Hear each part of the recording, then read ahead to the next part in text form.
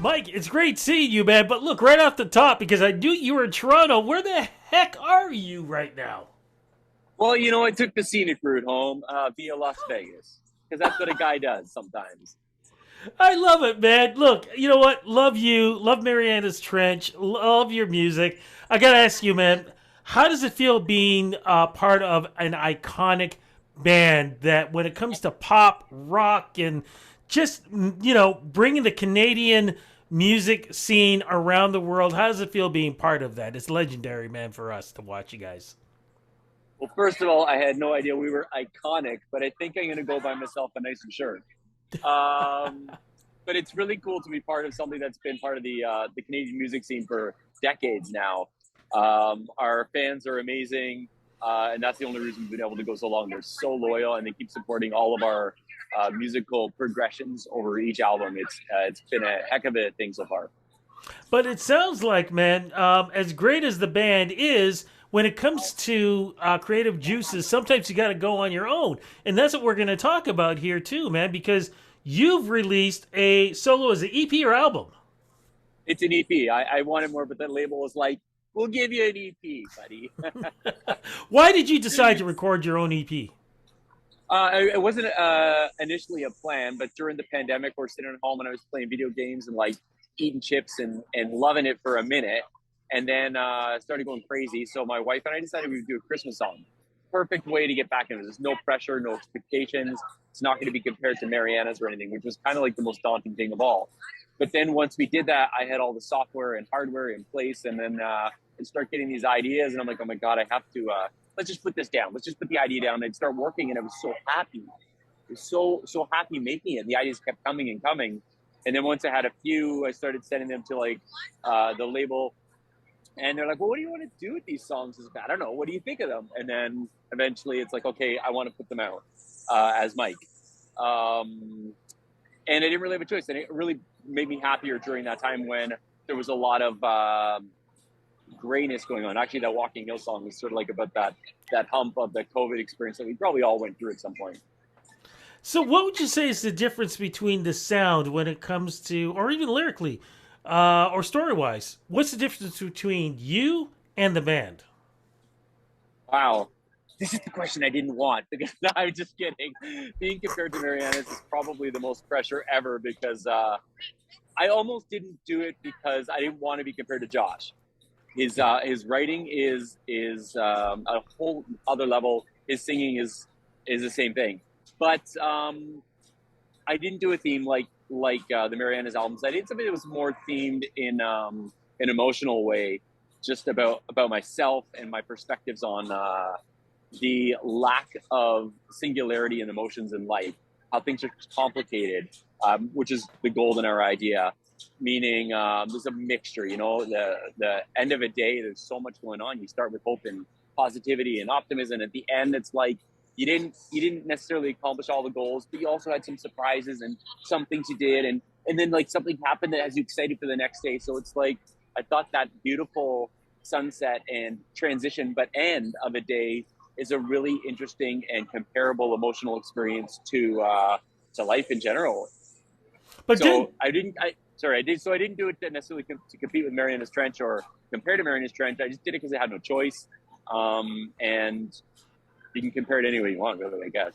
but I was just saying, but Josh did help out with a couple of things with this, didn't he? Um, he was there. He gave me some input. Like there was one song, Up Up Up. I pitched it to, or didn't pitch it, I showed it to him, and he listened. He's like, "Oh, that's pretty cool, man. I like the verse and that chorus, but that chorus to me sounds more like a pre-chorus, and the actual chorus is yet to be discovered."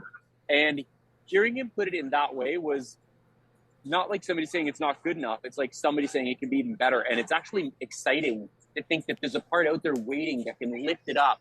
And it went home, and for a few days I thought about it, and I ended up adding a whole other part. It didn't end up being the chorus. It ended up being the bridge and outro. But then it had this awesome outro, which, if you listen to the songs, most of them have big outros because I just can't let it go without giving it all. I gotta tell you something, man. I love your voice on this, man. It's like, for me, I've never heard your voice like this? Has it always been like that, and we just haven't had the chance to hear it because, of course, you're singing with the band? Because you got a pure sound to your vocals. Thank you. In 2 days, you're the second person to say that to me. It really makes me happy because I was, like I said, a little insecure about that. But that's my voice. It's funny because Josh has always said, "Oh, Mike, you have a really honest sounding voice," Yeah. and I think that's cool. Maybe that's the best thing about it is it's true, but hopefully the voice shares that the honesty and transparency and the feelings. Let's get to this, man. And I like to do this as the official part to the interview. Let's make it official. What is the name of the new album? And officially, what is it about? And also, what is the latest track released on it? Okay, the album is called Golden Hour. First things first. Golden Hour, that sunset time of day I was talking about. First things first, because if things go well, there'll be more than one, and it's all part of this magical golden hour of music. Hopefully, it's literally just about me reflecting on complicated parts of life. The Walking Hill one is about struggling with why I'm not happy when I'm always pretty happy, and Live in the Past Tonight is about receiving that phone call that's the news you never wanted to receive, but you knew was coming, and you wish you could kind of just go back in time for just a few more hours and not know it, because after that, everything's different forever. Kaleidoscope is the latest release. That one is my favorite one of the whole five. It's about the day I met my wife.